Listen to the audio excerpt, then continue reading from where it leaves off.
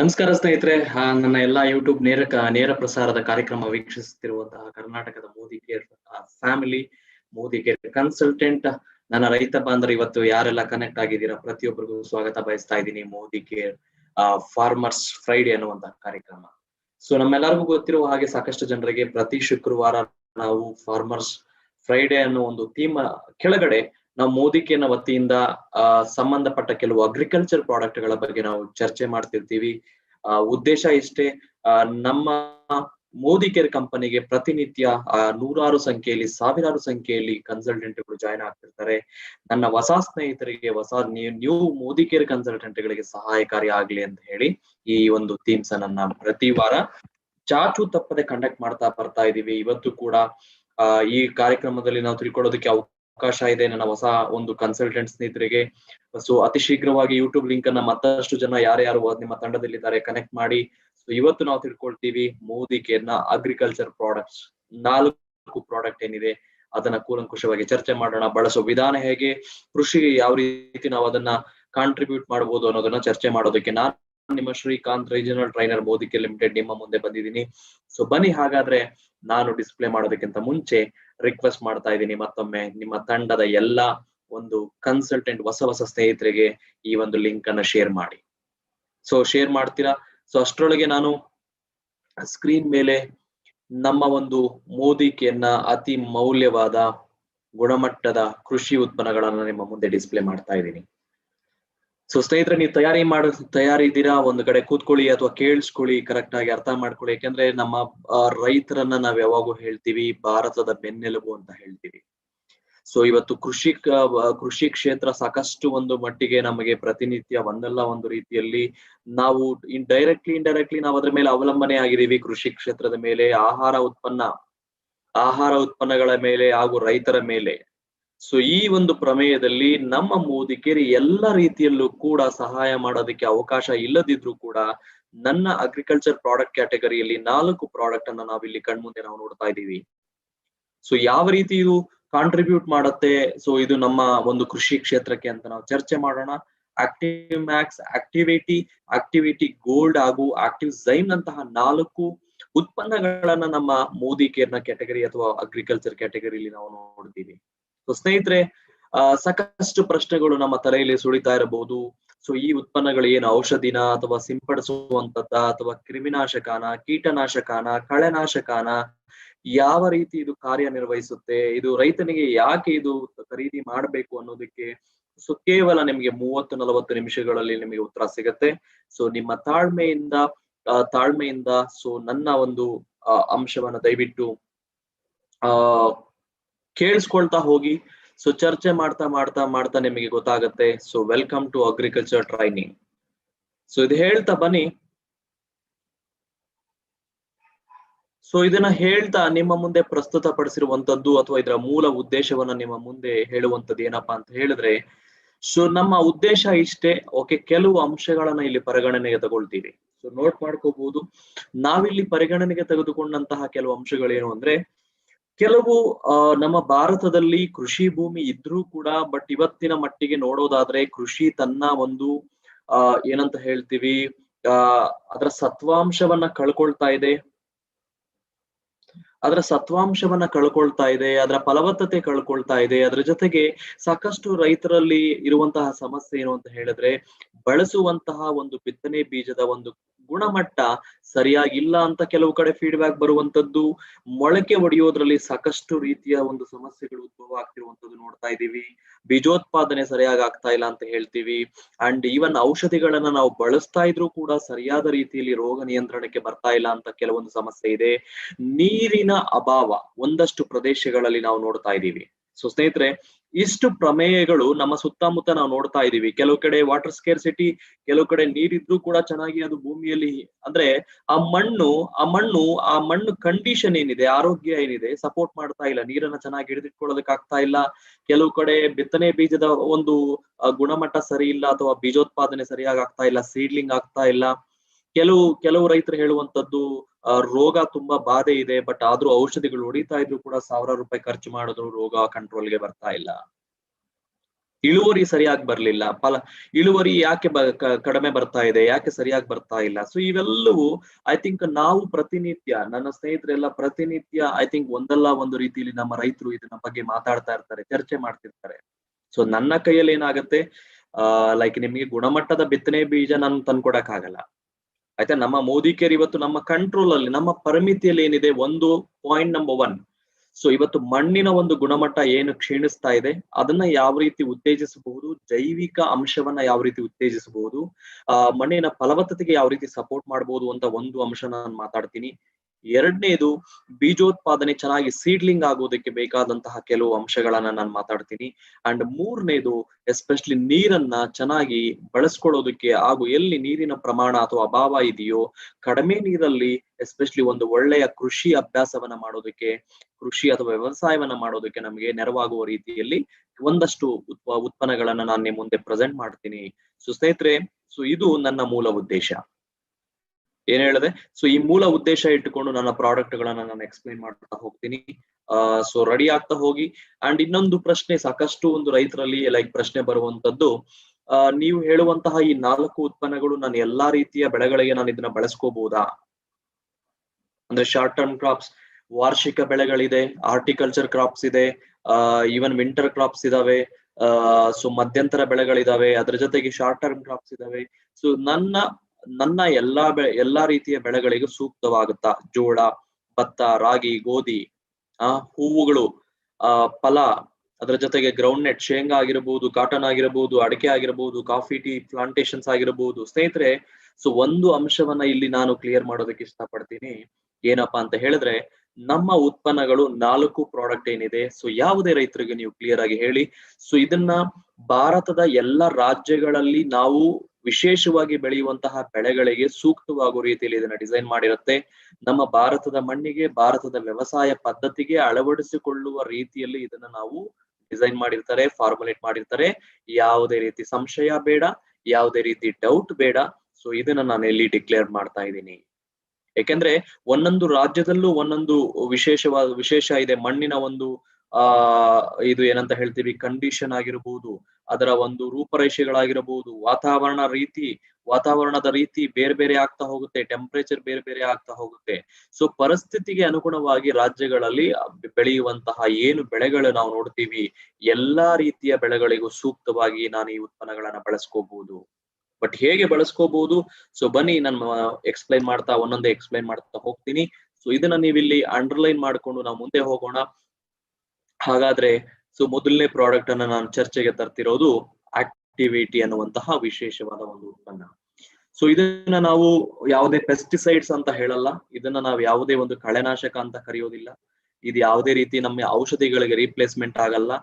But ಏನು ಅಂತ ಹೇಳಿದ್ರೆ, ನಾನು ಇದನ್ನ ಕರಿತೀನಿ ಸೊ ಆಕ್ಟಿವೇಟರ್, ವೆಟ್ಟರ್, ಸ್ಪ್ರೆಡರ್ ಅನ್ನುವಂತಹ 3 ಗುಣಗಳನ್ನ ಹೊಂದಿರುವಂತಹ, ಸೊ 80% ನಷ್ಟು ಆಕ್ಟಿವ್ ಇಂಗ್ರೀಡಿಯೆಂಟ್ಸ್ ನಿಂದ ಇರುವಂತಹ ಈ ಉತ್ಪನ್ನ ಏನಿದೆ, ನನ್ನ ಕೃಷಿಗೆ ಒಂದು ಸಪೋರ್ಟಿವ್ ಆಗಿ ಈ ಪ್ರಾಡಕ್ಟ್ ನನಗೆ ವರ್ತಿಸುತ್ತೆ.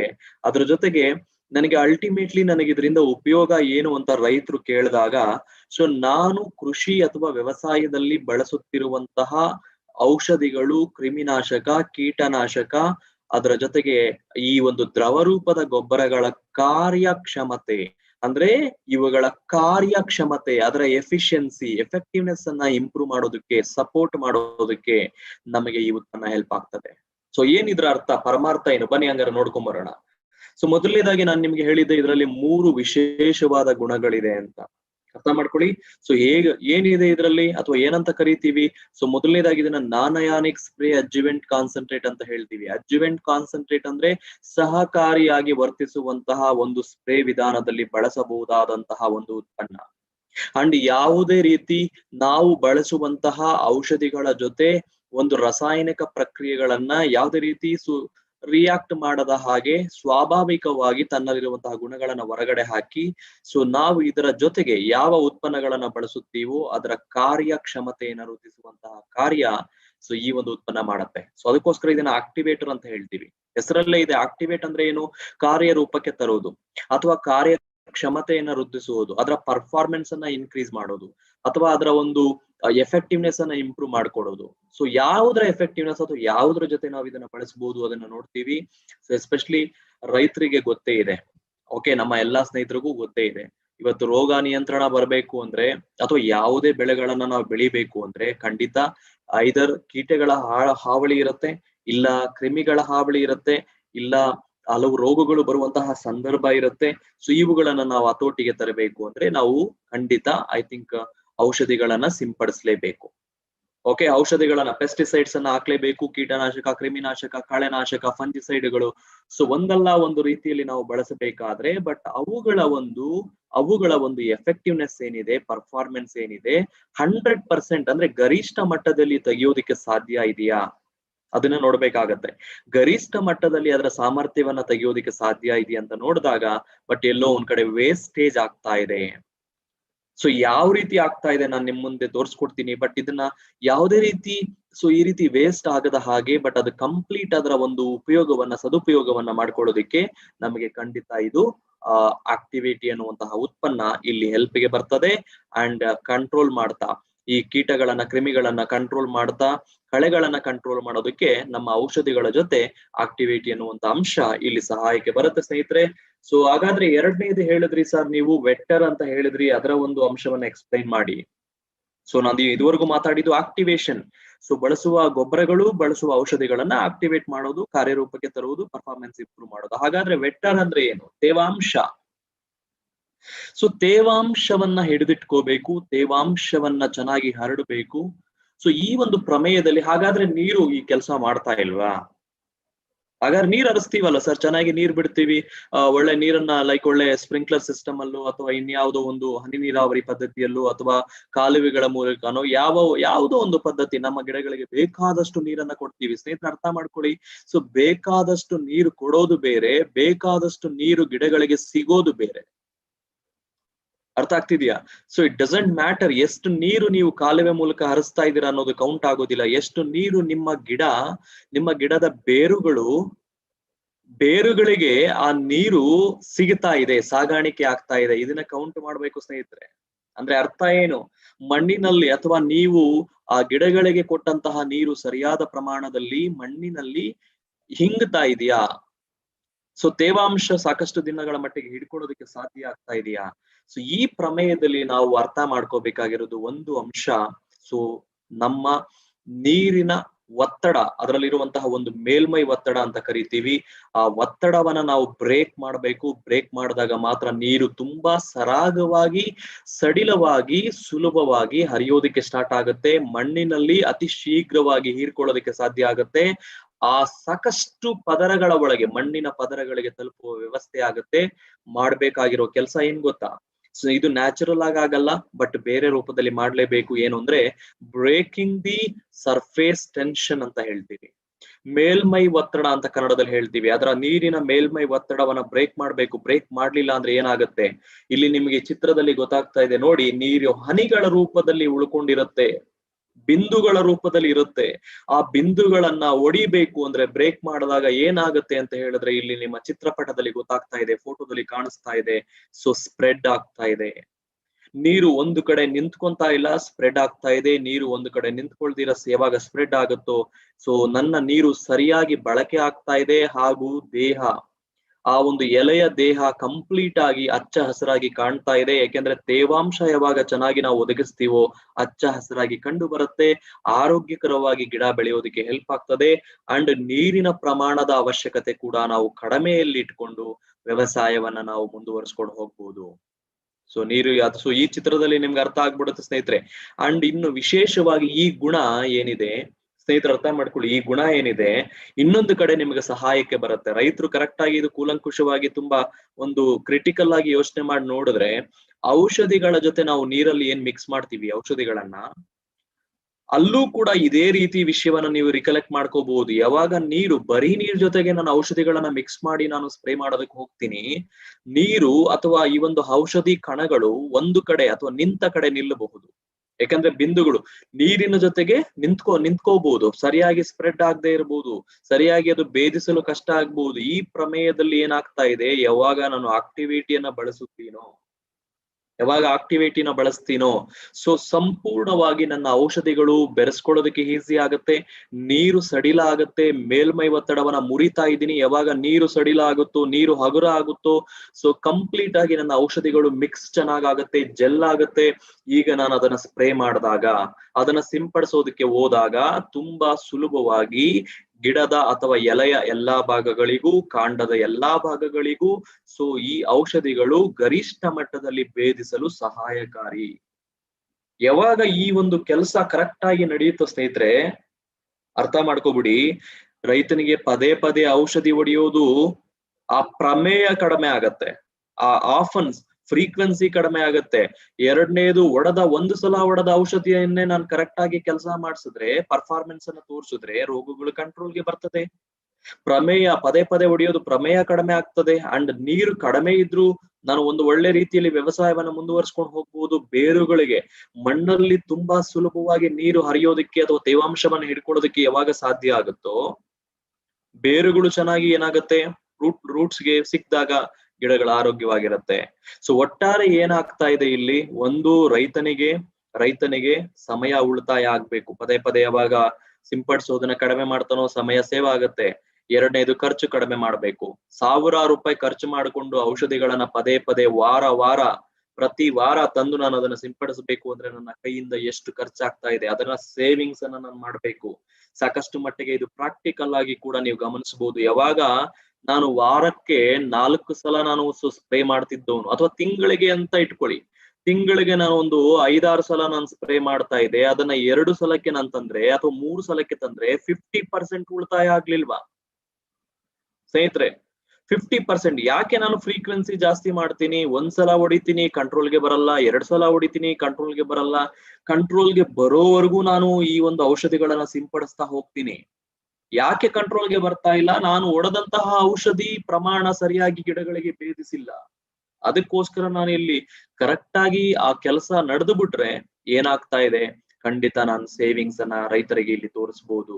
ಹಂಗಂತ ಹೇಳಿ ನಿಮ್ಮ ಪ್ರಾಡಕ್ಟ್ ಪರ್ಚೇಸ್ ಮಾಡ್ತಿದೀವಲ್ಲ, ನನ್ನ ಪ್ರಾಡಕ್ಟ್ ಪರ್ಚೇಸ್ ಮಾಡ್ತಿದ್ದೀರಾ ಸ್ನೇಹಿತರೆ, ಬಟ್ ಎಷ್ಟು ಪ್ರಮಾಣವನ್ನ ಬಳಸ್ತಾ ಇದ್ದೀರಾ ಗಮನಿಸಿ ನೋಡಿ. ಕಡಿಮೆ ಪ್ರಮಾಣದಲ್ಲಿ ನನ್ನ ಉತ್ಪನ್ನ, ಫಸ್ಟ್ ಆಫ್ ಆಲ್ ನನ್ನ pricing is very cost effective. And ನೋಡಿ, ಇಲ್ಲಿ ನಾನು ಒಮ್ಮೆಗೆ ನಾನು ಖರ್ಚು ಮಾಡುವುದು ಅಥವಾ ನಾನು ಖರ್ಚು ಮಾಡುವಂತಹ ಒಂದು ಈ ಉತ್ಪನ್ನದ ಪ್ರಮಾಣ ಬರೀ 5 ml ಒಂದು ಕ್ಯಾನ್ಗೆ, 15 ಲೀಟರ್ ಇರುವಂತಹ ಒಂದು ಮಿಶ್ರಣದ ಕ್ಯಾನ್ಗೆ ನಾನು 5 ml ಪ್ರಾಡಕ್ಟ್ ಅನ್ನ ಬಳಸ್ಕೊಂಡ್ರೆ ಸಾಕು. ಅರ್ಥ ಮಾಡ್ಕೊಳ್ಳಿ ಎಷ್ಟು ಕಡಿಮೆ ಖರ್ಚಲ್ಲಿ ನಾನು ಕೆಲಸ ಮುಗಿಸ್ಕೋಬಹುದು.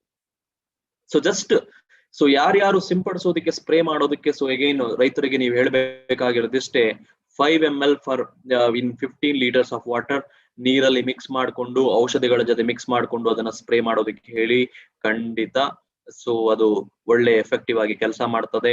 ಅಂಡ್ ಹರ್ಬಿಸೈಡ್ ಕಳೆನಾಶಕಗಳ ಜೊತೆ ಬರೀ 20 ml 15 ಲೀಟರ್ ಕ್ಯಾನ್ಗೆ.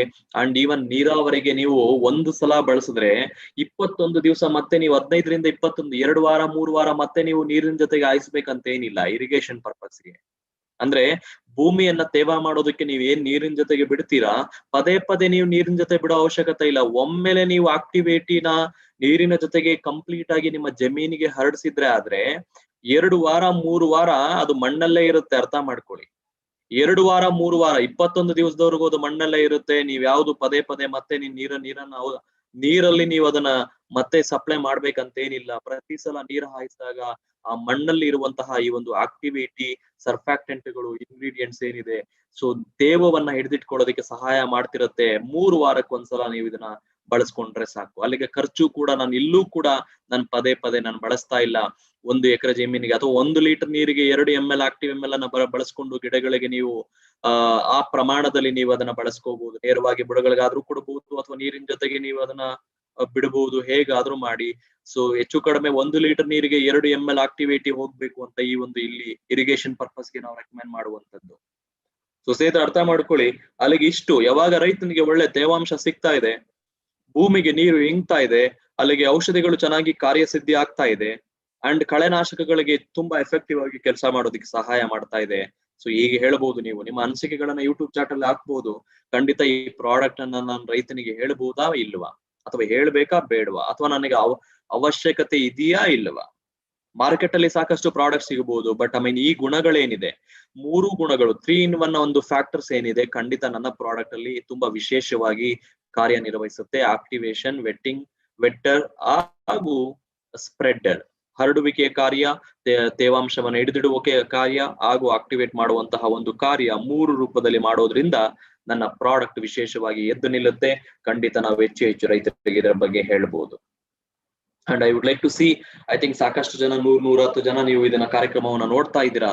ಸೊ ಖಂಡಿತ ಇದರ ಉಪಯೋಗ ಹೇಗೆ ಮಾಡ್ತೀರಾ, ಅಥವಾ ಯಾರಾದ್ರೂ ಇದನ್ನ ಬಳಸಿದ್ರೆ ಸೊ ಇದರ ಒಂದು ಬೆನಿಫಿಟ್ಸ್ ಅನ್ನ ನೀವು ಹೇಗೆ ಕಂಡುಕೊಂಡಿದ್ದೀರಾ, ನಿಮ್ಮ ಅನಿಸಿಕೆಗಳನ್ನ ಪೋಸ್ಟ್ ಮಾಡಬಹುದು. ಯಾವ ರೂಪದ ಬೆಳೆಗಳಿಗೆ ನೀವು ಬಳಸ್ತಾ ಇದ್ದೀರಾ ಹಾಕ್ಬೋದು. ಸೊ ಯಾವ ರೀತಿ ಚೇಂಜಸ್ ಅನ್ನ ಅಥವಾ ಸೊ ಒಂದು ಟ್ರಾನ್ಸ್ಫಾರ್ಮೇಶನ್ ನಿಮ್ಮ ಬೆಳೆಗಳಲ್ಲಿ ಕಂಡುಕೊಂಡಿದ್ದೀರಾ, ಇದನ್ನ ಪೋಸ್ಟ್ ಮಾಡಬಹುದು. ಬೇರೆಯವ್ರಿಗೂ ಕೂಡ ತುಂಬಾ ಹೆಲ್ಪ್ ಆಗ್ತದೆ. ಸೊ ಇದು ನಮ್ಮ ಮೊದಲನೆಯ ಉತ್ಪನ್ನ, ನಮ್ಮ ಕೃಷಿಕರಿಗೆ ಹಾಗೂ ವ್ಯವಸಾಯದಲ್ಲಿ ನಾವು ಹೇಳಲು ಇಚ್ಛಿಸುವಂತಹ ಒಂದು ಮೊದಲನೆಯ ಉತ್ಪನ್ನ ಮೂದಿಕೇರಲ್ಲಿ. ಇನ್ನ ಇದೇ ರೀತಿ ಸಾಕಷ್ಟು ರೈತರು ನಮ್ಗೆ ಕೇಳುವಂತದ್ದು ಏನಪ್ಪಾ ಅಂತ ಹೇಳಿದ್ರೆ, ಸರ್ ಒಂದು ಒಳ್ಳೆ ಸಸ್ಯ ಮೂಲದಿಂದ ಅಥವಾ ನ್ಯಾಚುರಲ್ ಸೋರ್ಸ್ ಇಂದ ಉತ್ಪಾದನೆ ಮಾಡದಂತಹ ಬಟ್ ಇದೇ ಗುಣಗಳನ್ನ ಹೊಂದಿರುವಂತಹ ಯಾವ್ದಾದ್ರು ಉತ್ಪನ್ನ ಹೇಳಿ ಅಂತ ಹೇಳಿದಾಗ, ಸೊ ಸ್ನೇಹಿತರೆ ಇಲ್ಲಿ ನಾನು ಪರಿಚಯ ಮಾಡುವಂತಹ ಇನ್ನೊಂದು ಉತ್ಪನ್ನ ಆಕ್ಟಿವಿಟಿ ಗೋಲ್ಡ್ ಅನ್ನುವಂತಹ ಒಂದು ಉತ್ಪನ್ನ. ಸೊ ಏನಪ್ಪಾ ಇದು ಉತ್ಪನ್ನ, ಎರಡನೇ ಉತ್ಪನ್ನ. ಇದು ಏನು ವಿಶೇಷ ಇದ್ರದ್ದು ಸ್ನೇಹಿತರೆ, ನಾನು ಇದುವರೆಗೂ ಮಾತಾಡಿದ ಎಲ್ಲ ಲಕ್ಷಣಗಳು, ಎಲ್ಲ ಗುಣಗಳು, ಎಲ್ಲ ಒಂದು ಪ್ರಮುಖವಾದ ಉಪಯೋಗಗಳು ಈ ಉತ್ಪನ್ನದಲ್ಲೂ ಕೂಡ ಅದೇ ಒಂದು ರೀತಿಯಲ್ಲಿ ಕೆಲಸ ಮಾಡುವಂತಹ ಪ್ರವೃತ್ತಿಯನ್ನ ಇದು ಹೊಂದಿರುತ್ತೆ. ಬಟ್ ಒಂದೇ ಒಂದು ವ್ಯತ್ಯಾಸ ಏನು ಅಂತ ಹೇಳಿದ್ರೆ, ನಾವಿಲ್ಲಿ ಗಮನಿಸಬಹುದಾದಂತದ್ದು, ಈ ಉತ್ಪನ್ನ ನ್ಯಾಚುರಲ್ ವೆಜಿಟೇಬಲ್ ಬೇಸ್ಡ್ ಸರ್ಫ್ಯಾಕ್ಟೆಂಟ್ ಇಂದ ತಯಾರು ಮಾಡಿದಂತಹ ಒಂದು ಉತ್ಪನ್ನ ಆಗಿರುತ್ತೆ.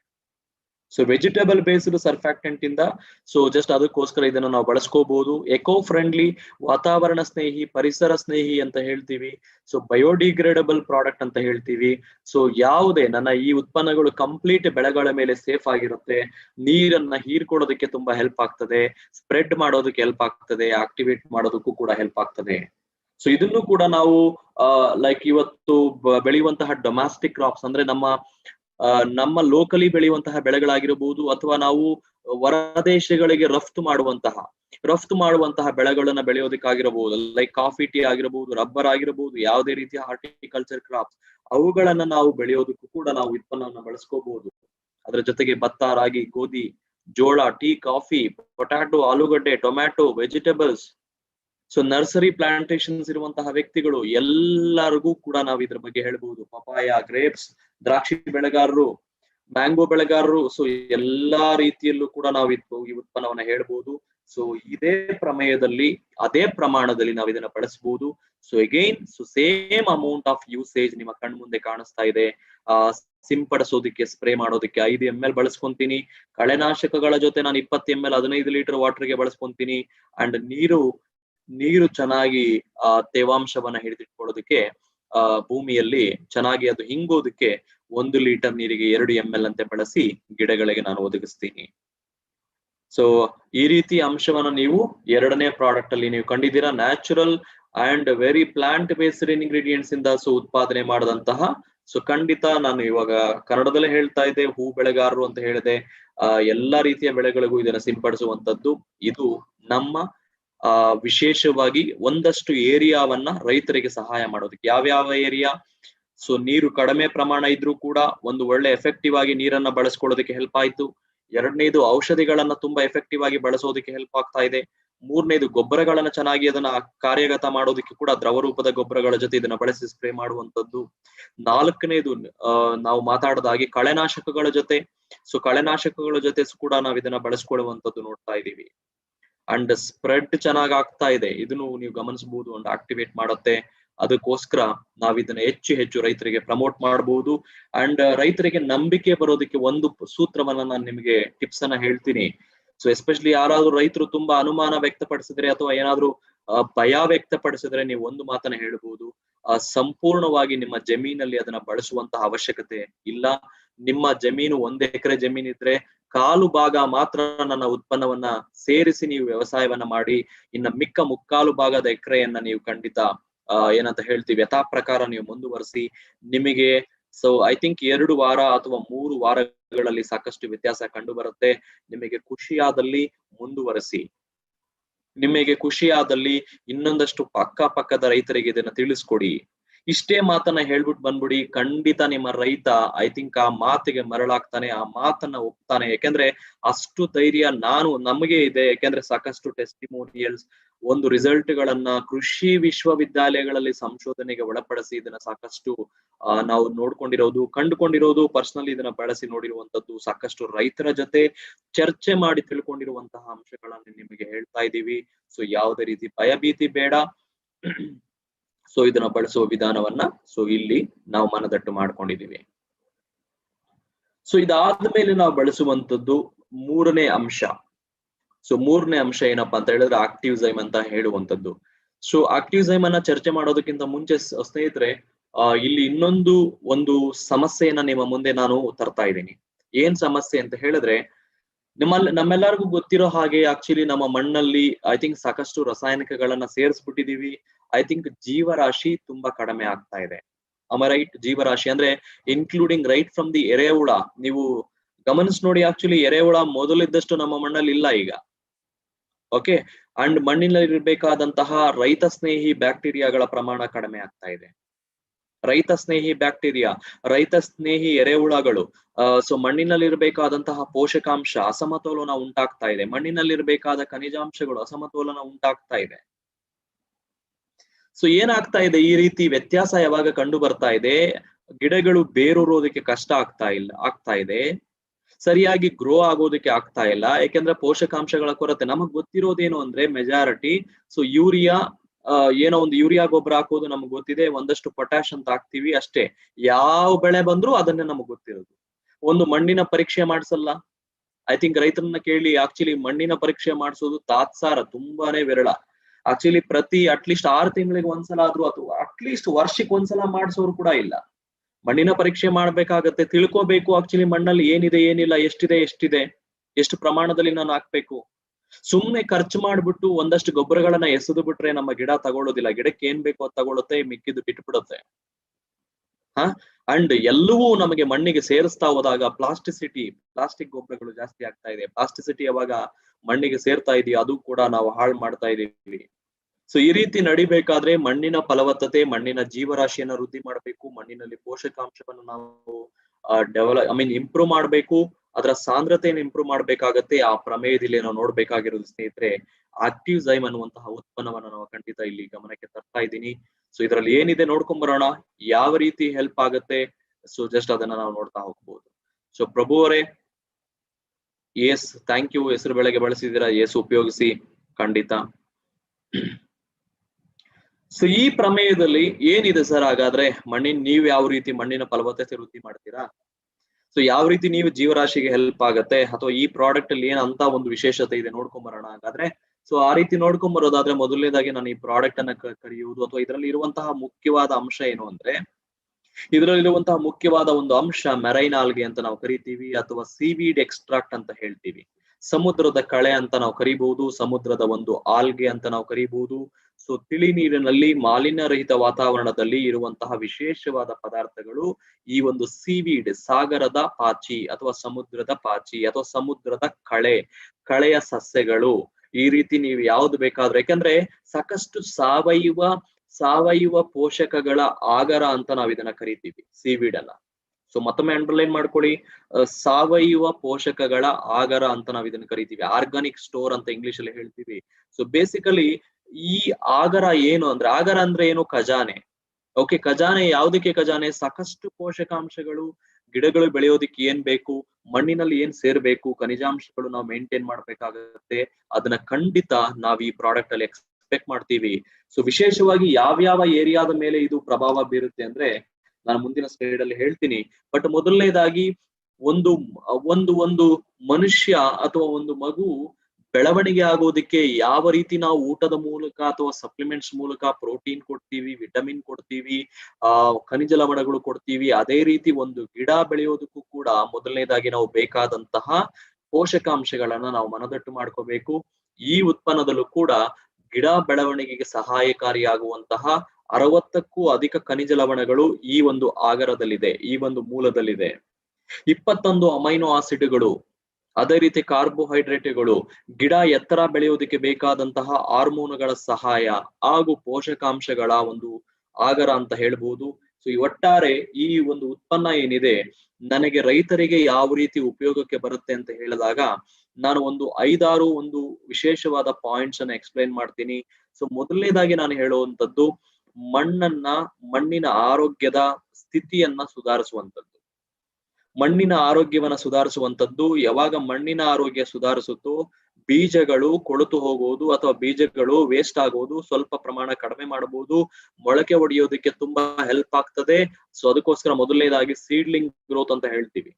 ಸೊ ಬೀಜೋತ್ಪಾದನೆ ಅಥವಾ ಬೀಜ ಮೊಳಕೆ ಒಡೆಯೋದಕ್ಕೆ ತುಂಬಾ ವಿಶೇಷವಾಗಿ ಇದು ನಮಗೆ ಮಣ್ಣಿಗೆ ಸಾಥ್ ಕೊಡ್ತದೆ ಅಂತ ಹೇಳೋದಕ್ಕೆ ಇಷ್ಟಪಡ್ತೀನಿ. ಅಂಡ್ ಎರಡನೇದು ಗಿಡಗಳು ಬೆಳೀತಾ ಬೆಳೀತಾ ಬೆಳೀತಾ ಕೆಲವು ಸತ್ತು ಹೋಗ್ತವೆ. ಯಾಕೆಂದ್ರೆ ವಾತಾವರಣದಲ್ಲಿ ಉಂಟಾಗುವಂತಹ ಬದಲಾವಣೆ ತಡ್ಕೊಳ್ಳೋದು ಕಷ್ಟ ಅವಕ್ಕೆ.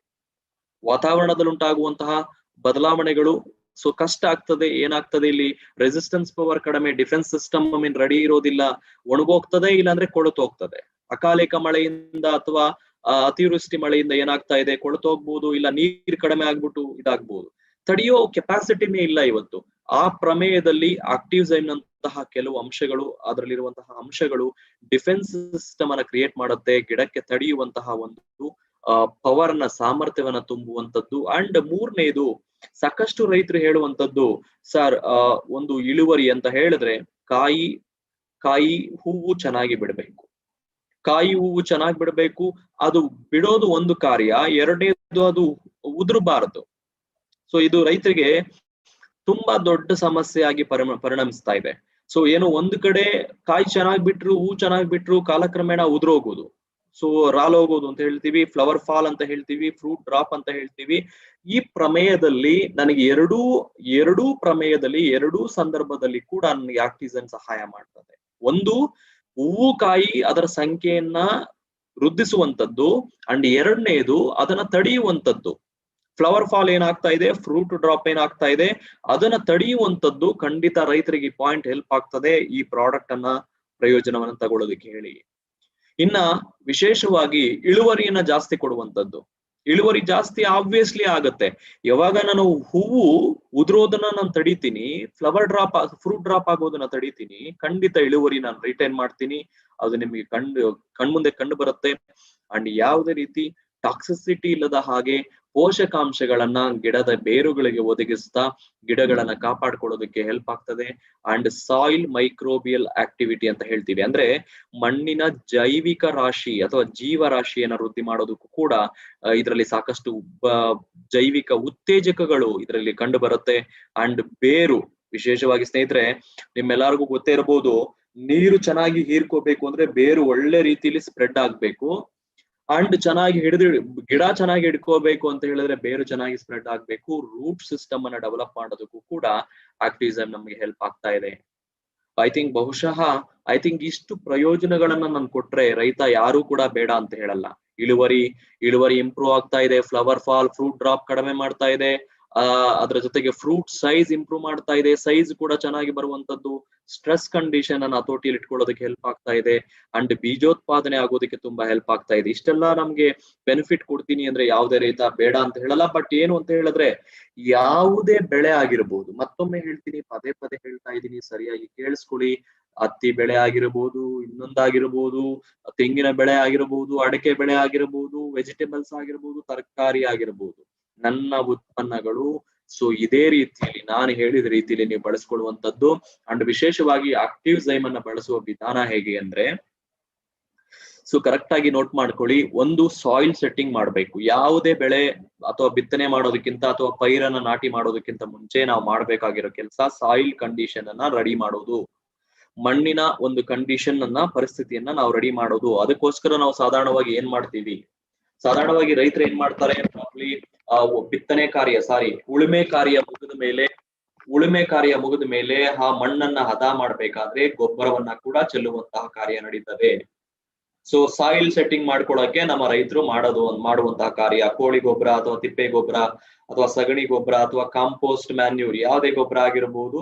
ಸೊ ಗೊಬ್ಬರವನ್ನ ನ್ಯಾಚುರಲ್ ಕಂಪೋಸ್ಟ್ ಈ ಒಂದು ಗೊಬ್ಬರಗಳನ್ನ ಹಾಕ್ಬೇಕಾದ್ರೆ, ಸೊ ಮಣ್ಣನ್ನ ರೆಡಿ ಮಾಡ್ಕೋಬೇಕಾದ್ರೆ ಆ ಒಂದು ಪ್ರಾಥಮಿಕ ಹಂತದಲ್ಲೇ ನಾನು ಈ ಉತ್ಪನ್ನವನ್ನ ಬಳಸೋದಕ್ಕೆ ಹೇಳ್ತೀನಿ.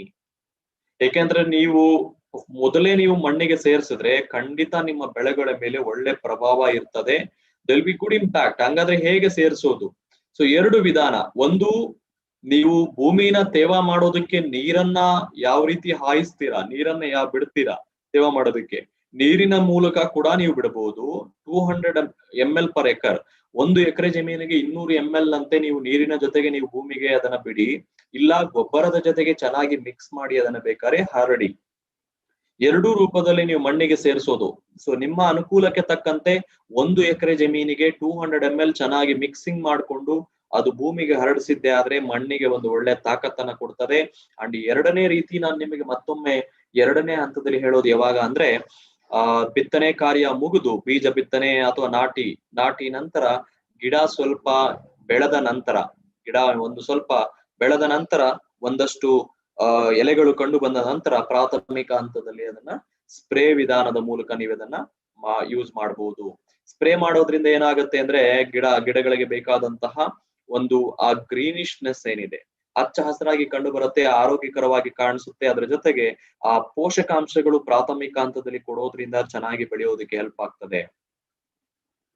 ಓಕೆ, ಸೊ ಮಲ್ಲನಗೌಡ ಅವರೇ ತೊಗರಿ ಬೆಳೆ ಆಗಿರ್ಬೋದು, ಅದೇ ರೀತಿ ಶಿವಾನಂದ ಅವರೇ ಅದೇ ರೀತಿ ಹತ್ತಿ ಬೆಳೆ ಆಗಿರಬಹುದು, ಯಾವುದೇ ಬೆಳೆ ಆಗ್ಲಿ ಸೊ ಬಳಸುವ ವಿಧಾನ ಸಿಮಿಲರ್ ಆಗಿರ್ತದೆ.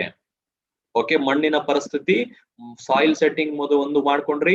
ಎರಡನೇದು ಹೇಳ್ದೆ, ಸ್ವಲ್ಪ ಎತ್ತರ ಬಂದ್ಮೇಲೆ ಮತ್ತೊಮ್ಮೆ ಅದು ಪ್ರಾಥಮಿಕ ಹಂತದಲ್ಲಿ ಮಗು ಬೆಳಿಬೇಕಾದ್ರೆ ನಾವು ಕೊಡಲ್ವಾ ಹಾರ್ಲಿಕ್ಸ್ ಬೂಸ್ಟ್ ಎಲ್ಲ ಕೊಡಲ್ವಾ, ಅದೇ ರೀತಿ ಚಿಕ್ಕ ಗಿಡಗಳಿದ್ದಾಗ ಚಿಕ್ಕ ಗಿಡಗಳಿಗೆ ಒಂದ್ಸಲ ಕೊಡ್ಬೇಕು. ಎಗೈನ್ ಅದಾದ ಒಂದು 15 ದಿವಸ ಅಥವಾ 3 ವಾರ ನೀವು ಗ್ಯಾಪ್ ಕೊಡ್ಬೋದು ಬೇಕಾದ್ರೆ. 3 ವಾರ ಗ್ಯಾಪ್ ಕೊಡಿ, 3 ವಾರಕ್ಕೆ ಒಂದು ಸಲ ಅದನ್ನ ಸ್ಪ್ರೇ ಮಾಡ್ತಾ ಹೋಗಿ. ಅಂಡ್ ವಿಶೇಷವಾಗಿ ನಮ್ಮ 3ನೇ ಸ್ಟೇಜ್ ನಾನು ಯಾವಾಗ ಹೇಳ್ತೀನಿ ಅಂದ್ರೆ, ಹೂವುಗಳನ್ನ ಬಿಡಬೇಕಾದ್ರೆ ಅರ್ಥ ಮಾಡ್ಕೊಳ್ಳಿ. ಹೂವುಗಳು ಬಿಡ್ಬೇಕಾದ್ರೆ ಇನ್ನೇನು ಹೂ ಬಿಡೋದಕ್ಕೆ ಸ್ಟಾರ್ಟ್ ಆಗ್ತಾ ಇದೆ, ಪ್ರೀ ಫ್ಲವರಿಂಗ್ ಸ್ಟೇಜ್ ಅಂತ ನಾವು ಇಂಗ್ಲಿಷ್ ಅಲ್ಲಿ ಕರಿತೀವಿ. ಸೊ ಪ್ರೀ ಫ್ಲವರಿಂಗ್ ಸ್ಟೇಜ್ ಅಲ್ಲಿ ವಿಶೇಷವಾಗಿ ನಾವು ಕಾಳಜಿ ವಹಿಸಲೇಬೇಕು. ಯಾಕಂದ್ರೆ ಹೂ ಬಿಡಬೇಕಾದ್ರೆ ಇಮ್ಮಿಡಿಯೇಟ್ ಆಗಿ ಕ್ರಮ ತಗೊಳ್ಳಿ. ಇನ್ನೇನು ಹೂ ಬಿಡ್ತಾ ಇದೆ ಅನ್ನೋದು ಆ ಸ್ಟೇಜ್ ಅಲ್ಲಿ ಹೊಡೆದಾಗ ಹೂವುಗಳು ಚೆನ್ನಾಗಿ ಬಿಡ್ತವೆ, ನಂಬರ್ಸ್ ಚೆನ್ನಾಗಿ ಇನ್ಕ್ರೀಸ್ ಆಗ್ತದೆ. ಈ 3ನೇ ಸ್ಟೇಜ್ ಅನ್ನ ಮರೆಯಕ್ ಹೋಗ್ಬೇಡಿ. ಇನ್ನ 4ನೇ ಸ್ಟೇಜ್ ಯಾವುದು ಅಂತ ಹೇಳಿದ್ರೆ, ಕಾಯಿ ಬಿಡ್ಬೇಕಾದ್ರೆ ಅಥವಾ ಧಾನ್ಯ ರೈಸ್ ಆಗ್ಬೇಕಾದ್ರೆ, ಸೊ ಭತ್ತದ ಗ್ರೈನ್ಸ್ ರೈಸ್ ಆಗ್ಬೇಕಾದ್ರೆ ಅಥವಾ ಕಾಯಿ ಬಿಡಬೇಕಾದ್ರೆ ಇದನ್ನ ಮನಸ್ಸಲ್ಲಿ ಇಟ್ಕೊಳ್ಳಿ. ಇನ್ನೇನು ಪಿಂದಿ ರೂಪದಲ್ಲಿ ಬರ್ತಾ ಇದೆ ಅಂತ ಹೇಳಿದಾಗ ಕಾಯಿ ಬಿಡೋದಕ್ಕೆ ಸ್ಟಾರ್ಟ್ ಆಗ್ತಾ ಇದೆ, ಆ ಸ್ಟೇಜ್ ಅಲ್ಲಿ ಒಂದು ಸಲ ಕೊಡಿ. ಯಾಕೆಂದ್ರೆ ಸೆಟ್ಟಿಂಗ್ ಆಗೋದಕ್ಕೆ, ಸೈಜ್ ಅನ್ನ ನಿರ್ಧಾರ ಮಾಡೋದಕ್ಕೆ, ಆ ಒಂದು ಫ್ರೂಟ್ ಸೆಟ್ಟಿಂಗ್ ಮಾಡೋದಕ್ಕೆ ಸೊ ಇದನ್ನ ನಾವು ಬಳಸುವಂತದ್ದು. ಭತ್ತಕ್ಕೂ ಕೂಡ ರೂಪ ಅವರೇ ಇದೇ ರೀತಿಯಲ್ಲೇ ಬಳಸುವಂತದ್ದು. ಸಾಯಿಲ್ ಸೆಟ್ಟಿಂಗ್, ಎರಡನೇದು ಪ್ರಾಥಮಿಕ ಹಂತ, 3ನೇದು ಎಗೇನ್ ಸೊ ಆ ಒಂದು ಹೂ ಬಿಡುವಂತ, ಅಂಡ್ 4ನೇದು ಧಾನ್ಯ ಗ್ರೈನ್ ಬಿಡಬೇಕಾದ್ರೆ. ಸೊ ಇದನ್ನ ನೆನಪಲ್ಲಿ ಇಟ್ಕೊಂಡು 4 ಅವಸ್ಥೆಯಲ್ಲಿ ನಾವು ಈ ಪ್ರಾಡಕ್ಟ್ ನ ಸಹಾಯವನ್ನ ನಾವು ತಗೋಬಹುದು. 4 ಅವಸ್ಥೆಯಲ್ಲಿ, 4 ಸಂದರ್ಭದಲ್ಲಿ ವಿಶೇಷವಾಗಿ ಇದನ್ನ ಬಳಸ್ಕೊಳ್ಳೋದ್ರಿಂದ ತುಂಬಾ ಹೆಲ್ಪ್ ಆಗ್ತದೆ. ಓಕೆ, ಸೊ 1 ಎಕರೆ ಜಮೀನಿಗೆ 200 ml ಅಂತ ಇದನ್ನ ಬಳಸ್ಕೊಳ್ಳುವಂತದ್ದು. 1 ಎಕರೆ ಜಮೀನಿಗೆ ಏನಕ್ಕೆ? ಮಣ್ಣಿಗೆ ಸಪೋರ್ಟ್ ಮಾಡೋದಕ್ಕೆ. ಇನ್ನ ಸ್ಪ್ರೇ ವಿಧಾನದ ಮೂಲಕ ನಾನು 3 ಸ್ಟೇಜ್ ಹೇಳಿದೆ. ಪ್ರಾಥಮಿಕ ಹಂತ ವೆಜಿಟೇಟಿವ್ ಸ್ಟೇಜ್, ಎರಡನೇದು ಪ್ರೀ ಫ್ಲವರಿಂಗ್ ಸ್ಟೇಜ್ ಹೂ ಬಿಡುವುದಕ್ಕಿಂತ ಮುಂಚೆ, ಅಂಡ್ 3ನೇ ಸ್ಟೇಜ್ ಅನ್ನ ನಾನು ಹೇಳಿದ್ದೆ ಇನ್ನೇನು ಧಾನ್ಯ ಬಿಡ್ತಾ ಇದೆ, ಗ್ರೈನ್ಸ್ ಬರ್ತಾ ಇದೆ, ಆ ಸ್ಟೇಜ್ ಅಲ್ಲಿ ಇನ್ನೊಂದು ಸಲ ನೀವು ಅದನ್ನ ಮಾಡ್ಕೊಳ್ಳಿ. ಸೊ ಈ ರೀತಿ ಮಾಡೋದ್ರಿಂದ ಇಳುವರಿ ಚೆನ್ನಾಗಿ ಬರುತ್ತೆ, ಮಣ್ಣಿನ ಫಲವತ್ತತೆ ವೃದ್ಧಿ ಆಗತ್ತೆ. ಸೊ ಖಂಡಿತ ಒಂದು ಒಳ್ಳೆಯ ಇಳುವರಿ ತೆಗೆಯೋದಕ್ಕೆ ನಮಗೆ ಈ ಒಂದು ಉತ್ಪನ್ನ ನಮಗೆ ಸಹಾಯ ಮಾಡ್ತದೆ. ಅಂಡ್ ಇದೇ ರೀತಿ ವಿಶೇಷವಾಗಿ ಆಕ್ಚುಲಿ ಒಂದು ಅಡ್ವಾನ್ಸ್ಡ್ ಫಾರ್ಮುಲಾ ಇದೇ ಒಂದು ಗುಣಗಳನ್ನ ನಮ್ಗೆ ಹೆಲ್ಪ್ ಮಾಡೋದಕ್ಕೆ ಆಕ್ಟಿವ್ ಮ್ಯಾಕ್ಸ್ ಅನ್ನುವಂತಹ ಪ್ರಾಡಕ್ಟ್ ಅನ್ನ ಕೂಡ ನಮ್ಮ ಮೋದಿಕೆ ನಮಗೆ ಕೊಟ್ಟಿದೆ. ಅದನ್ನ ಕೂಡ ನಾವು ಬಳಸ್ಕೋಬಹುದು. ಸೊ ಇದು ಆಕ್ಟಿವ್ಸೈಮ್ ನಂತೆ ಇದು ಕೂಡ ಕಾರ್ಯನಿರ್ವಹಿಸುತ್ತೆ. ಸೊ ಇದನ್ನ ಬಯೋಸ್ಟಿಮ್ಯುಲೆಂಟ್ ಅಂತ ಹೇಳ್ತೀವಿ. ಸೊ ಪ್ಲಾಂಟ್ ಗ್ರೋತ್ ಆಗೋದಕ್ಕೆ, ಪ್ರೊಡಕ್ಟಿವಿಟಿ ಇಂಪ್ರೂವ್ ಮಾಡೋದಕ್ಕೆ, ಇಳುವರಿ ಚೆನ್ನಾಗಿ ತರೋದಕ್ಕೆ ಈ ಪ್ರಾಡಕ್ಟ್ ಅನ್ನ ಮೋದಿಕೆರೋರು ನಮಗೆ ಸೊ ಕಬ್ಬಿನ ಬೆಳೆಗೆ ಆಗಿರ್ಬೋದು, ಭತ್ತ, ರಾಗಿ, ಗೋಧಿ, ಜೋಳ ಎಲ್ಲದಕ್ಕೂ ನಾನು ಹೇಳಿದ ರೀತಿಯಲ್ಲೇನೆ ನೀವು ಬಳಸ್ಕೊಂಡ್ರೆ ಸಾಕು. ಓಕೆ, ಸೊ ಆಕ್ಟಿವ್ ಮ್ಯಾಕ್ಸ್ ಅನ್ನ ನಾವು ಇಲ್ಲಿ ವಿಶೇಷವಾಗಿ ಇಲ್ಲೂ ಕೂಡ ಅಷ್ಟೇ ಜರ್ಮಿನೇಷನ್ ಪ್ರಾಬ್ಲಮ್ ಅನ್ನ ಅವಾಯ್ಡ್ ಮಾಡೋದಕ್ಕೆ, ಅಂದ್ರೆ ಸರಿಯಾಗಿ ಮೊಳಕೆ ಹೊಡಿತಾ ಇಲ್ಲ, ಬೀಜ ಬಿತ್ತನೆ ಮಾಡದ್ಮೇಲೆ ವೇಸ್ಟ್ ಆಗ್ತಾ ಇದೆ, ಸೊ ಜರ್ಮಿನೇಟ್ ಆಗ್ತಾ ಇಲ್ಲ, ಬೀಜೋತ್ಪಾದನೆ ಆಗ್ತಾ ಇಲ್ಲ. ಸೊ ಗಿಡ ಪ್ಲಾಂಟೇಶನ್ ಗೆ ಹೆಲ್ಪ್ ಮಾಡೋದಕ್ಕೆ ಏನಾದ್ರೂ ಇದ್ರೆ ಹೇಳಿ ಅಂತ ಹೇಳಿದಾಗ ಆಕ್ಟಿವ್ ಮ್ಯಾಕ್ಸ್ ಖಂಡಿತ ಇಲ್ಲಿ ಹೆಲ್ಪ್ ಆಗ್ತದೆ. ಸಾಯಿಲ್ ಹೆಲ್ತ್ ಅನ್ನ ಇಂಪ್ರೂವ್ ಮಾಡ್ತದೆ, ಇಳುವರಿ ಚೆನ್ನಾಗಿ ತಂದ್ಕೊಡ್ತದೆ. ಅಂಡ್ ಗೊಬ್ಬರದ ಅವಶ್ಯಕತೆಯನ್ನ ಕಾಲಕ್ರಮೇಣ ನಮಗೆ ಕಡಿಮೆ ಮಾಡೋದಕ್ಕೆ ನಮಗೆ ಆಕ್ಟಿವ್ ಮ್ಯಾಕ್ಸ್ ಹೆಲ್ಪ್ ಆಗ್ತದೆ ಸ್ನೇಹಿತರೆ. ಇದನ್ನ ನಾವು ನೆನಪಲ್ಲಿ ಇಟ್ಕೋಬಹುದು. ಈ ಪ್ರಾಡಕ್ಟ್ ಅಲ್ಲಿ ಇರುವಂತಹ ವಿಶೇಷವಾದ ಒಂದು ಉಪಯೋಗ ಏನು ಅಂದ್ರೆ, ಇದರಲ್ಲಿ ಬಳಸಿರುವಂತಹ ಟೆಕ್ನಾಲಜಿ ನಮ್ಮ ಮಣ್ಣಲ್ಲಿ ಪೋಷಕ ಅಂಶಗಳು ಏನಿದೆ ಅದನ್ನ ಸರಿಯಾದ ಪ್ರಮಾಣದಲ್ಲಿ ನಮ್ಮ ಗಿಡಗಳಿಗೆ ಹೊಂದಿಸುವ ಕಾರ್ಯ ಮಾಡ್ಕೊಡ್ತದೆ. ಇದರಲ್ಲಿ ಏನಿದೆ ಅಂತ ಹೇಳಿದಾಗ ಮತ್ತೊಮ್ಮೆ ಹೇಳ್ತಾ ಇದ್ದೀನಿ, ಸೀವೀಡ್ ಅಗೈನ್ ಸಾವಯವ ಪೋಷಕಾಂಶಗಳ ಸಾಗರ. ಇಲ್ಲೂ ಕೂಡ ಸೀವೀಡ್ ಅನ್ನ ಬಳಸ್ಕೊಂಡಿದ್ದಾರೆ. ಸಾಕಷ್ಟು ಒಂದು ಗ್ರೋತ್ ಹಾರ್ಮೋನ್ಸ್ ಅನ್ನ ನಾವು ಇಲ್ಲಿ ಬಳಸಿದೀವಿ, ಪೋಷಕಾಂಶಗಳನ್ನ ಇಲ್ಲಿ ಬಳಸಿದೀವಿ, ಖನಿಜ ಲವಣಗಳು ಇದರಲ್ಲಿ ನೋಡ್ತಾ ಇದೀವಿ. ಮಣ್ಣಿಗೆ ಇದನ್ನ ಸೇರಿಸೋದ್ರ ಮೂಲಕ ಮಣ್ಣಿನ ಒಂದು ಫಲವತ್ತತೆ ಕಾಪಾಡ್ಕೊಳ್ತಾ ಇದೀವಿ. ಈ ಸ್ಟೇಜ್ ಅಲ್ಲಿ ನಮಗೆ ಆಕ್ಟಿವ್ ಮ್ಯಾಕ್ಸ್ ಅನ್ನ ನಾವು ಬಳಸ್ಕೊಡುವಂತದ್ದು. ಹಾಗಾದ್ರೆ ಎಲ್ಲೆಲ್ಲಿ ಬಳಸುವಂತದ್ದು, ಏನೇನ್ ಪ್ರಯೋಜನ ಆಗತ್ತೆ ಗಮನಿಸಿ ನೋಡಿ. ಮೊದಲನೇದಾಗಿ ಹೇಳಿದ್ದೆ, ಕರೆಕ್ಟ್ ಆಗಿ ನೀವು ಮಣ್ಣಿಗೆ ಇದನ್ನ ನೀವು ತಲುಪಿಸಿದ್ರೆ, ಪ್ರಾಥಮಿಕ ಹಂತದಲ್ಲಿ ಮಣ್ಣಿಗೆ ಸಾಯಿಲ್ ಸೆಟ್ಟಿಂಗ್ ಇದನ್ನ ಮಾಡಿದ್ರೆ ಯಾವ ರೀತಿ ಮಾಡ್ಬೇಕು ಅಂತ ಹೇಳ್ತೀನಿ. ಸೀಡ್ ಜರ್ಮಿನೇಷನ್ ಅಂದ್ರೆ ಬೀಜ ಚೆನ್ನಾಗಿ ಮೊಳಕೆ ಹೊಡಿತದೆ. ಎರಡನೇದು ಫೋಟೋಸಿಂಥಸಿಸ್ ಅಂದ್ರೆ ಗಿಡಗಳು ಚೆನ್ನಾಗಿ ಹಸಿರಾಗಿ ಕಾಣೋದಲ್ದಿರ ಆಹಾರ ಉತ್ಪಾದನೆ ಚೆನ್ನಾಗಿ ಗಿಡದಲ್ಲಿ ಆಗ್ತದೆ. ಇನ್ನು ಮೂರನೇದು ಬೇರುಗಳು ಚೆನ್ನಾಗಿ ಸ್ಪ್ರೆಡ್ ಆಗ್ತದೆ, ರೂಟ್ ಗ್ರೋತ್ ಒಳ್ಳೆ ಸ್ಟಿಮ್ಯುಲೇಟ್ ಆಗ್ತದೆ. ನಾಲ್ಕನೇದು ಗಿಡಗಳಿಗೆ ಉಂಟಾಗುವಂತಹ ಒತ್ತಡವನ್ನ ತಡ್ಕೊಳ್ಳೋದಕ್ಕೆ ನಮ್ಗೆ ಇಲ್ಲಿ ಹೆಲ್ಪ್ ಆಗ್ತದೆ. ಅಂಡ್ ಫ್ಲವರಿಂಗ್, ಫ್ಲವರಿಂಗ್ ಫ್ರೂಟಿಂಗ್ ಚೆನ್ನಾಗಿ ಆಗೋದಕ್ಕೆ ಹೆಲ್ಪ್ ಆಗ್ತದೆ. ಅದರ ಸೈಜ್ ನಂಬರ್ ಚೆನ್ನಾಗಿ ಇನ್ಕ್ರೀಸ್ ಆಗೋದಕ್ಕೆ ಆಗ್ಬೇಕಾಗ್ತದೆ. ಅಂಡ್ ಒಳ್ಳೆ ಇಳುವರಿ ತಂದ್ಕೊಡೋದಕ್ಕೂ ಕೂಡ ಆಗ್ತದೆ.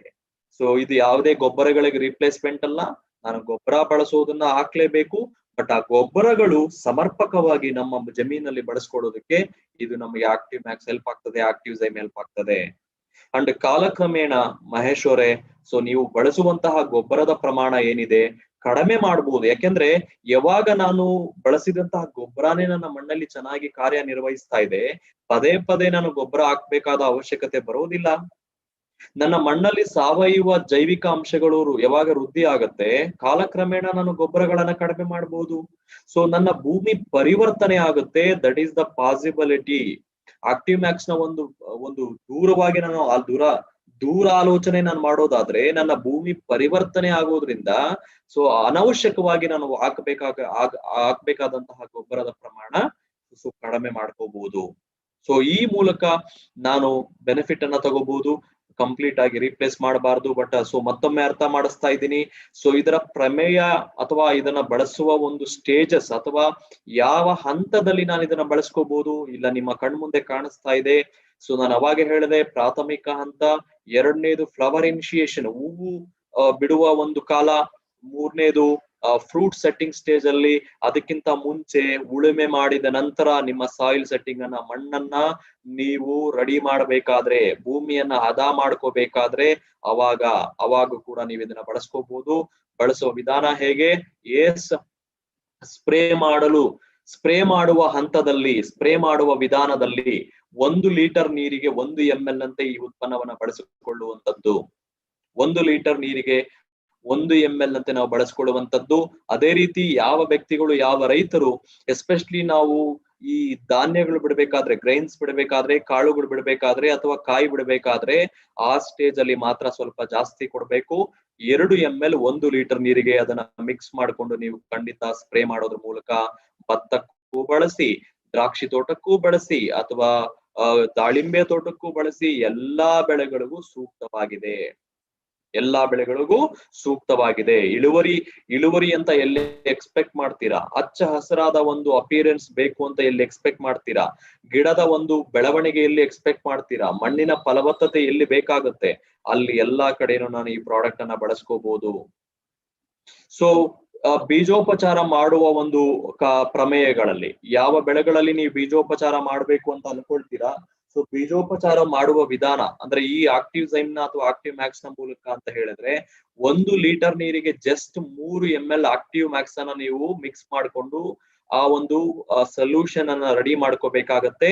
ಬೀಜೋಪಚಾರ ಮಾಡಲು ಬಯಸುವಂತಹ ಬೀಜಗಳನ್ನ 10 ನಿಮಿಷಗಳ ಕಾಲ, ಇಲ್ಲ ಗರಿಷ್ಠ 15 ನಿಮಿಷಗಳ ಕಾಲ ಅದರಲ್ಲಿ ನೆನೆಸಿಟ್ಟು, ತದನಂತರ ನೆರಳಲ್ಲಿ ಅದನ್ನ ಹಾರಿಸಿ, ಅಂದ್ರೆ ಅದನ್ನ ಒಣಗಿಸಿ, ನೆರಳಲ್ಲಿ ಅದನ್ನ ಒಣಗಿಸ್ಬಿಟ್ಟು ತದನಂತರ ನೀವು ಮುಂದಿನ ಕಾರ್ಯಕ್ರಮಕ್ಕೆ ಹೋಗ್ಬೋದು. And seed coating. So seed coating ಅನ್ನ ಕೂಡ ನಾವು ನೋಡ್ಬೇಕಾಗತ್ತೆ. ಕೋಟಿಂಗ್ ಮಾಡಲು ಇಚ್ಛಿಸುವಂತಹ ನನ್ನ ರೈತರು ಯಾರಿದ್ದಾರೆ, ಸೊ ಎಸ್ಪೆಷಲಿ ಆ ಒಂದು ಕವರ್ ಅಲ್ಲಿ ಏನ್ ತರ್ತೀರಾ, ಆ ಒಂದು ಸೀಡ್ಸ್ ಏನ್ ತರ್ತೀರಾ, ಪಾಲಿ ಬ್ಯಾಗ್ ಅಲ್ಲಿ ಏನ್ ತರ್ತೀರಾ, 1 kg ಪಾಲಿ ಬ್ಯಾಗ್ ಅನ್ನ ನಾವು ಇಲ್ಲಿ ಕನ್ಸಿಡರ್ ಮಾಡ್ಕೊಂಡು 3 ml ಅನ್ನ ನೇರವಾಗಿ ನಾವು ಆಕ್ಟಿವ್ಸೈಮ್ ಅನ್ನ ನೇರವಾಗಿ ಅದ್ರೊಳಗೆ ಹಾಕಕ್ಕೆ ಹೇಳ್ತೀವಿ. ಅದನ್ನ ಚೆನ್ನಾಗಿ ಅದನ್ನ ಮಿಕ್ಸ್ ಮಾಡೋದಕ್ಕೆ ನಾವು ಹೇಳ್ತೀವಿ. ಆ ಮೂಲಕ ನಾವು ಸೀಡ್ ಕೋಟಿಂಗ್ ಕೂಡ ನಾವು ಮಾಡಬಹುದು. ಸೊ ಸೀಡ್ ಕೋಟಿಂಗ್ ಒಂದು ಕಡೆ ನಡೀತಾ ಇದೆ. ಇನ್ನೊಂದು ಸೀಡ್ ಟ್ರೀಟ್ಮೆಂಟ್ ಅಥವಾ ಬೀಜೋಪಚಾರಕ್ಕೆ ನಾನು ಬಳಸೋದು ಹೇಗೆ ಅಂತ ಹೇಳಿದೀನಿ. ಈವನ್ ರೂಟ್ ಡಿಪ್ಪಿಂಗ್ ಮೆಥಡಾಲಜಿ ಕೂಡ, ಸೊ ಬೇರಿಗೆ ನೀವು ಉಪಚಾರ ಕೊಡಬೇಕು, ರೂಟ್ ಟ್ರೀಟ್ಮೆಂಟ್ ಕೊಡಬೇಕು ಅಂದ್ರೂ ಕೂಡ 3% ಸೊಲ್ಯೂಷನ್ ಅನ್ನ ರೆಡಿ ಮಾಡಿಕೊಂಡು 5 ನಿಮಿಷಗಳ ಕಾಲ ಆ ದ್ರವ, ಆ ಒಂದು ಡೈಲ್ಯೂಷನ್ ಮಾಡಿರುವಂತಹ ಒಂದು ಸೊಲ್ಯೂಷನ್ ಅಲ್ಲಿ ಬೇರುಗಳನ್ನ ಅದ್ದಿ ಇಡತಕ್ಕದ್ದು 5 ನಿಮಿಷಗಳವರೆಗೂ.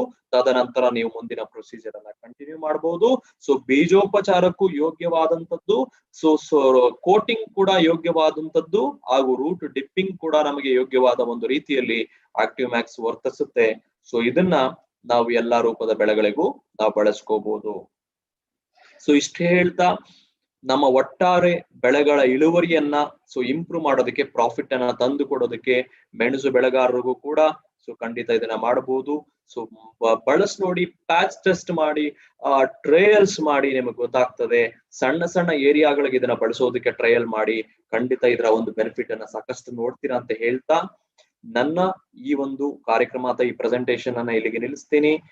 ಒಂದಷ್ಟು ಪ್ರಶ್ನೆಗಳನ್ನ ನೋಡೋಣ. ಆಕ್ಚುಲಿ ಕೆಲವೊಂದು ಟೆಸ್ಟಿಮೋನಿಯಲ್ಸ್ ಕೂಡ ಇಲ್ಲಿ ಪೋಸ್ಟ್ ಮಾಡಿದ್ದಾರೆ. ರೇಷ್ಮೆ ಬೆಳೆಗೆ ಉಪಯೋಗ ಮಾಡಿದ ಎಲೆಗಳು ಚೆನ್ನಾಗಿ ಬೆಳೆದಿವೆ ಅಂತ ನಮ್ಮ ಪ್ರಭು ಅವರು ಹಾಕಿದ್ದಾರೆ. ಅದೇ ರೀತಿ ಸಾಕಷ್ಟು ಜನ ಮೆಣಸು ಬೆಳೆಗಾರರು, ಸೊ ನಮ್ಮ ಮೆಣಸಿನ ಬೆಳೆ ಚೆನ್ನಾಗಿದೆ ಅಂತ ಹಾಕಿದ್ದಾರೆ. ಹೆಸರು ಕಾಳು ಚೆನ್ನಾಗಿ ಬಂದಿದೆ ಅಂತ ಸಾಕಷ್ಟು ಜನ ಇಲ್ಲಿ ಪೋಸ್ಟ್ ಮಾಡಿದ್ದಾರೆ.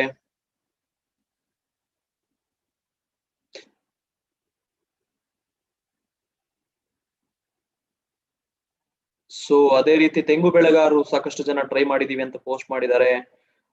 ಕೆಲವರು ಟೊಮೆಟೊ ಬೆಳೆಗಾರರು ಪೋಸ್ಟ್ ಮಾಡಿದ್ದಾರೆ. ಐ ಥಿಂಕ್ ಸೊ ಇದು ನಮಗೆ ಉದಾಹರಣೆ ನಮಗೆ ಕ್ಲಿಯರ್ ಆಗಿ ಹೇಳುತ್ತೆ. ಸೊ ಈ ನಮ್ಮ ಒಂದು ಪ್ರಾಡಕ್ಟ್ ಗಳನ್ನ ಖಂಡಿತ ಸೊ ಈ ಉತ್ಪನ್ನಗಳನ್ನ ಬಳಸ್ಕೋಬಹುದು. ಅವಶ್ಯಕತೆಗೆ ಅನುಗುಣವಾಗಿ ನೀವು ತಿಳ್ಕೋಬೇಕು ಪರ್ಪಸ್ ಏನು, ನಾನು ಏನಕ್ಕೋಸ್ಕರ ನಾನು ಇದನ್ನ ಬಳಸ್ಕೋಬೇಕು ಅನ್ನೋದನ್ನ ನಿಮ್ಗೆ ಗೊತ್ತಿರಬೇಕು. ಪರ್ಪಸ್ ಅನ್ನ ತಿಳ್ಕೊಂಡು ಹೇಗೆ ಅದನ್ನ ಪ್ರವೃತ್ತಿ ಮಾಡ್ಬೇಕು ಅಂತ ಹೇಳ್ಬಿಟ್ಟು ನಾನು ರೆಕಮೆಂಡ್ ಮಾಡಿದ್ದೀನಿ. ಸೊ ಅದು ಆ ಪ್ರಮಾಣದಲ್ಲಿ ನೀವು ಬಳಸ್ಕೊಂಡು ಟ್ರೈ ಮಾಡಿ, ಒಂದು ಒಳ್ಳೆ ಇಳುವರಿಯನ್ನ ತೆಗೀರಿ, ಹಾಗೂ ಹೆಚ್ಚು ರೈತರಿಗೆ ಇದರ ಬಗ್ಗೆ ಮಾಹಿತಿ ರವಾನೆ ಮಾಡಿ ಅಂತ ಹೇಳ್ತಾ ನಾನು ಈ ಕಾರ್ಯಕ್ರಮವನ್ನು ಎಂಡ್ ಮಾಡ್ತಾ ಇದ್ದೀನಿ. ಸೊ ಧನ್ಯವಾದ, ಥ್ಯಾಂಕ್ಸ್ ಫಾರ್ ಯುವರ್ ಪಾರ್ಟಿಸಿಪೇಷನ್.